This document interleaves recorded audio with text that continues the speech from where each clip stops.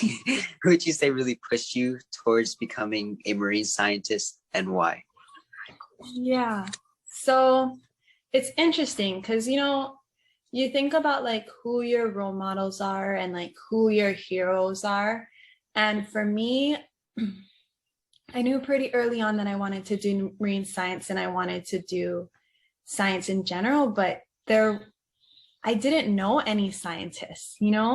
I didn't have any role models in science where I was like, I want to be like that person, because there weren't any that like looked at like me.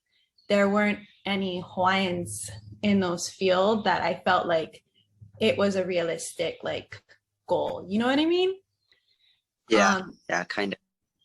yeah. So now I know that there are like Auntie Izzy and like folks like that. But like when I was young, I didn't know Yeah, about these people. So it was the people on the that really pushed me